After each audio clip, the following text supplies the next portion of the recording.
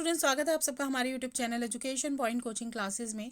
तो बच्चों, आज के इस वीडियो में हम करने वाले हैं क्लास 9 के सामाजिक विज्ञान के वर्कशीट नंबर 75। 28 जनवरी के वर्कशीट है, तो शुरू करते हैं इस वर्कशीट को। बच्चों, आज के इस वर्कशीट में हम करने वाले हैं चुनावी राजनीति, जिसमें कि सबसे पहला टॉपिक होने वाला है हमारा मतदाता सूची। अगर मतदाता सूची की बात करें तो ये होती क्या है? हमारे देश में हर 18 वर्ष या उससे अधिक आयु के सभी नागरिक बिना किसी भेदभाव के चुनाव में मतदान कर सकते हैं। तो ये बात तो है कि अगर हम 18 साल के हो जाते हैं और उसकी उम्र के ऊपर के जितने भी व्यक्ति हैं, सबके पास वोटिंग राइट होता है बिना किसी भेदभाव के। कहीं आप कोई लड़का है, लड़की है, जाति के आधार पे, लिंग के आधार पे, धर्म के आधार पे, पंथ के आधार पे कोई भी भेदभाव नहीं होता। मतदाता के योग्य लोगों की सूची को पहले ही बना लिया जाता है कि कौन कौन सा व्यक्ति एलिजिबल है वोट देने के लिए, और इसी सूची को हम कहते हैं मतदाता सूची। वहीं अगर आगे बात करें दूसरा, उम्मीदवारों का नामांकन, तो राजनीतिक दल अपने उम्मीदवार को मनोनीत करते हैं, यानी कि सिलेक्ट करते हैं। अगर आप थोड़े से जानना चाहें इस बारे में, तो अभी हमारा जो न्यूज़ चैनल्स हैं वहाँ पे यूपी में चुनाव होने वाले हैं, पंजाब में चुनाव होने वाले हैं, तो इसमें उम्मीदवारों के बारे में काफ़ी डिस्कशन चल रहा है, तो आप वहाँ पे भी थोड़ा सा इस बारे में जान सकते हैं, समझ सकते हैं। तो उम्मीदवार क्या होता है? हर पार्टी हर क्षेत्र से, हर आरक्षित क्षेत्र से अपने एक व्यक्ति को सिलेक्ट करती है जो पार्टी के बिहाफ पे इलेक्शन लड़ता है। तो राजनीतिक दल अपने उम्मीदवारों को मनोनीत करते हैं जिन्हें पार्टी का चिन्ह और समर्थक मिलता है। पार्टी के मनोनयन को अक्सर पार्टी का टिकट कहा जाता है। कहते हैं ना कि इसको टिकट मिल गया या उस व्यक्ति को टिकट मिल गया। चुनाव लड़ने की इच्छा रखने वाले व्यक्ति, प्रत्येक व्यक्ति को एक नामांकन फॉर्म भरना होता है, जिसमें वह अपना सुरक्षा कुछ धन जो होता है वो सुरक्षा जमा के रूप में जमा कराता है। हाल ही में सुप्रीम कोर्ट के निर्देश पर घोषणा की गई नई प्रणाली शुरू की गई है। प्रत्येक उम्मीदवार को एक कानूनी घोषणा भी करनी होती है, जिसमें उसका पूरा विवरण होता है, यानी कि उम्मीदवार के खिलाफ कोई आपराधिक मामला तो नहीं है, उसके परिवार के पास या उसके पास कितनी देनदारी है, कितना उसको लेना है, कितना देना है, उसकी शैक्षणिक योग्यता क्या है। यह जानकारी सार्वजनिक करनी होगी। ये मतदाताओं को उम्मीदवारों द्वारा प्रदान की गई जानकारी के आधार पर अपना निर्णय लेने पर अवसर प्रदान करता है कि भाई इस व्यक्ति को वोट दे या ना दे। वहीं अगर बात करें दूसरा, चुनाव अभियान, इसके बाद आता है थर्ड प्रोसेस चुनाव अभियान का। कौन बेहतर प्रतिनिधि है, कौन सी पार्टी बेहतर सरकार बनाएगी या क्या अच्छी नीति है, इस बारे में पूरी खुली चर्चा होती है।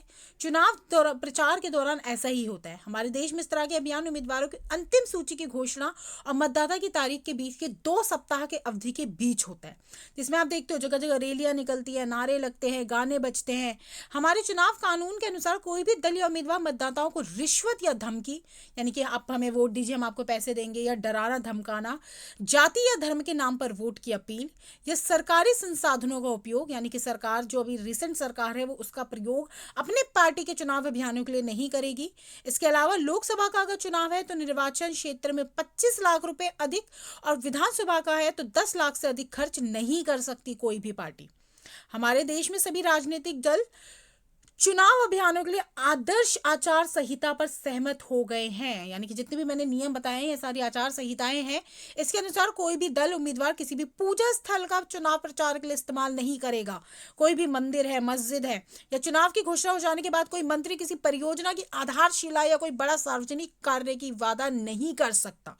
क्योंकि ये नहीं कि भाई अब मैं मंत्री हूं तो जैसे चुनाव हो गया तो मैं यहाँ स्कूल खुलवा रहा हूँ या मैं यहाँ हॉस्पिटल बनवा रहा हूँ। नहीं, करना था तो पहले 4.5 साल थे आपके पास या 5 साल थे, आप तब कर सकते थे। इसके बाद आता है आपका मतदान और मतगणना वाला दिन।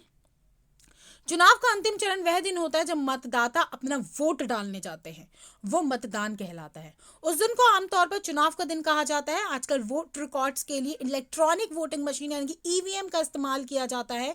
चुनाव के दिन, मतगणना के दिन, सभी उम्मीदवारों के एजेंडे को मतदान केंद्रों पर बैठने की अनुमति दी जाती है, ताकि ये सुनिश्चित हो सके कि चुनाव और मतगणना ठीक से हो रही है। यानी कि हर पार्टी का एक व्यक्ति जब गणना हो रही होती है इन वोटों की, तो वहां पर बैठता है जहां पे चीटिंग होने के चांस खत्म हो जाते हैं।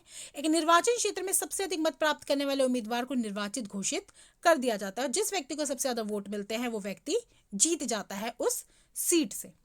प्रश्नोत्तर की बात करें तो सबसे पहला प्रश्न है, मतदाता सूची से आप क्या समझते हैं? तो मतदाता सूची, हमारे देश में 18 वर्ष उससे अधिक व्यक्तियों के पास वोट देने का अधिकार है बिना किसी भेदभाव के, और मतदान के योग्य लोगों की सूची चुनाव से काफी पहले ही तैयार कर ली जाती है और इस सूची को मतदाता सूची कहा जाता है। तो पहले क्वेश्चन का आंसर ये हो जाएगा। प्रश्न दूसरा, आपके अनुसार चुनाव लड़ने के लिए उम्मीदवार की योग्यता क्या होनी चाहिए? वैसे तो देखिए बता दें कि कोई शैक्षणिक योग्यता सेट नहीं की गई है, पर ये मेरा मानना है, या आप भी अपने पॉइंट्स में ऐड कर सकते हो, कि एटलीस्ट एक मिनिमम क्वालिफिकेशन होनी चाहिए, ताकि जिस पोस्ट के लिए वो जा रहे हैं, चाहे वो बड़े बड़ी पोस्ट हों या आप देश को चलाने वाले हैं, तो एक मिनिमम क्वालिफिकेशन होनी आवश्यक है कि एक एटलीस्ट एक मंत्री पढ़ लिख तो सके, वो अपनी अच्छे बुरे की पहचान कर सके, वो समाज के अच्छे बुरे की पहचान कर सके। तो कुछ बेसिक योग्यता होनी आवश्यक है, चाहे तो वो ग्रेजुएशन हो सकती है या 12वीं पास तो मिनिमम कम से कम किया ही जा सकता है। तीसरा, आदर्श आचार संहिता क्या होती है? देखो, आदर्श आचार संहिता की अगर बात करें, अभी हमने पढ़ा है, जिसके अनुसार जो चुनाव आयोग होता है वो कुछ नियम बना देता है, जैसे कि पूजा स्थल पर प्रचार नहीं करना है, चुनाव के लिए सरकारी वाहनों का प्रयोग नहीं करना है, और एक बार अगर कोई घोषणा हो जाती है तो उसके बाद चुनाव का कोई मंत्री कोई बड़ी परियोजना का जो वादा है वो नहीं करेगा। तो ये कुछ नियम है जिसका पालन करना होता है।